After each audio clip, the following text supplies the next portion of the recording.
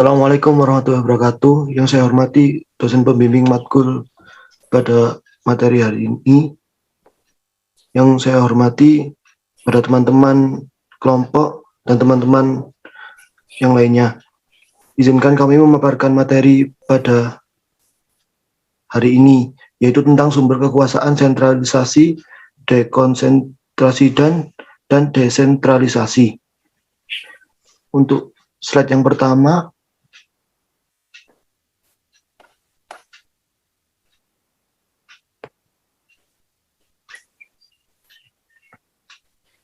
lanjut. Sentralisasi. Sentralisasi adalah memusatkan seluruh wewenang kepada sejumlah kecil manajer atau yang berada di posisi puncak pada suatu struktur organisasi. Sentralisasi banyak digunakan pada pemerintahan lama di Indonesia sebelum adanya otonomi daerah. Lanjut. Dekonsentrasi. Dekonsentrasi adalah sebuah kegiatan penyerahan berbagai urusan dari pemerintahan pusat kepada badan-badan lain. Sumber lain menjelaskan bahwa dekonsentrasi itu merupakan pelimpahan wewenang dari pemerintah kepada gubernur sebagai wakil pemerintah dan atau kepada instansi vertikal di wilayah tertentu.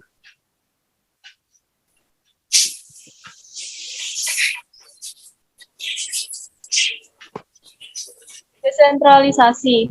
Desentralisasi adalah penyerahan kekuasaan pemerintah oleh pemerintah pusat kepada daerah otonom berdasarkan asas otonomi. Pengertian ini sesuai dengan Undang-Undang Nomor 23 Tahun 2014. Dengan adanya desentralisasi, maka muncul otonomi bagi suatu pemerintahan daerah. Lanjut, Mas.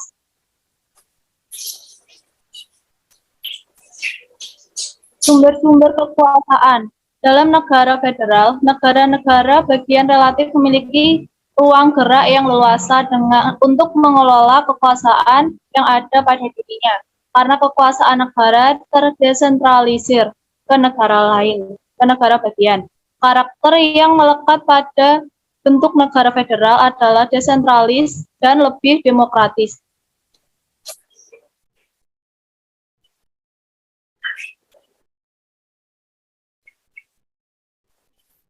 Tantangan desentralisasi. Rencana sistem desentralisasi fiskal yang tidak mempertimbangkan ketergantungan transfer dari anggaran pusat yang berlebihan juga menjadi hambatan yang serius.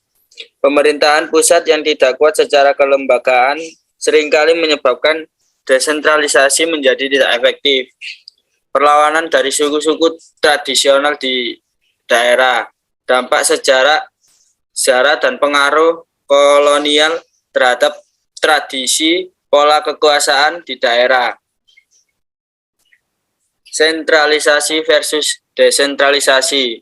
Sentralisasi banyak digunakan pada pemerintahan lama di Indonesia sebelum adanya otonomi daerah, sedangkan desentralisasi dapat diartikan sebagai pengalihan tanggung jawab, kewenangan, dan sumber daya, dana manusia, dan lain-lain, dan pemerintahan pusat ke pemerintahan daerah.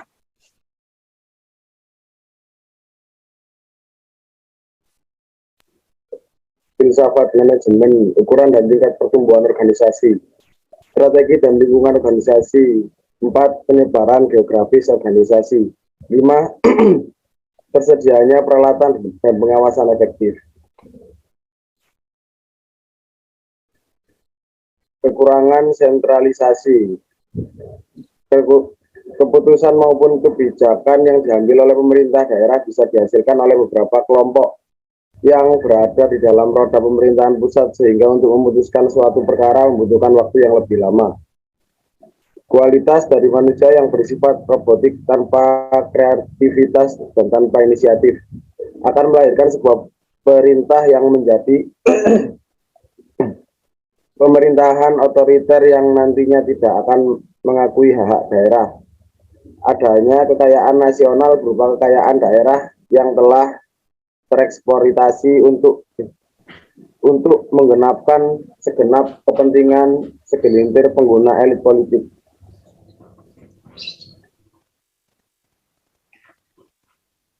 Kelebihan sentralisasi. Totalitarisme dari penyelenggaraan sistem pendidikan di Indonesia.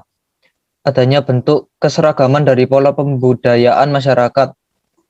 Organisasi yang akan menjadi lebih khusus dan efisien serta seluruh aktivitas dari organisasi tersebut menjadi semakin terpusat dan kemudahan dalam sistem pengambilan suara.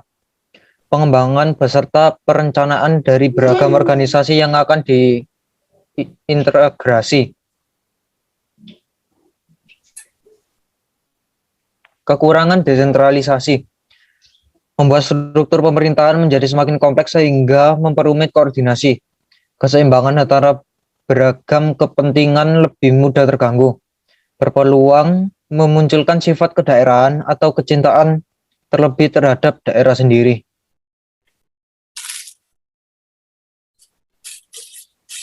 Kelebihan desentralisasi.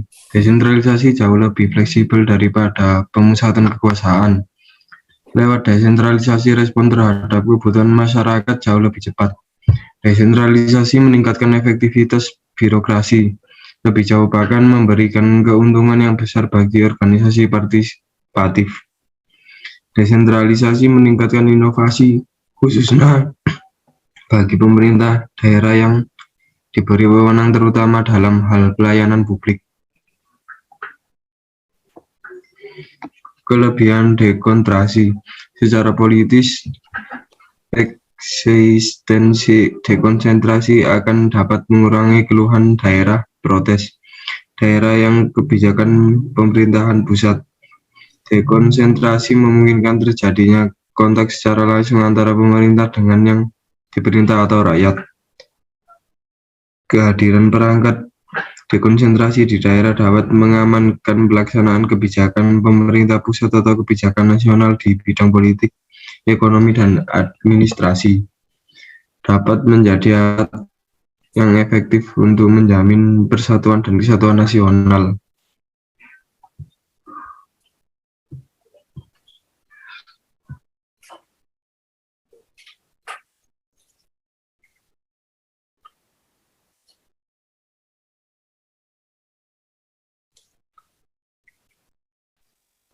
Kekurangan dekonsentrasi.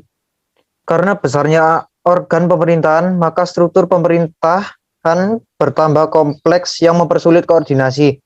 Keseimbangan dan keserasian antara bermacam-macam kepentingan dan daerah dapat lebih mudah terganggu. Dapat mendorong timbulnya fanatisme daerah.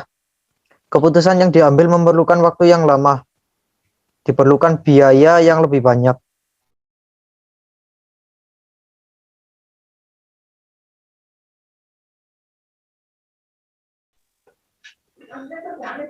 Sekian dari kelompok kami, ada kurang lebihnya mohon maaf. Walafu minkum, wassalamualaikum warahmatullahi wabarakatuh. Waalaikumsalam warahmatullahi wabarakatuh. Waalaikumsalam warahmatullahi wabarakatuh.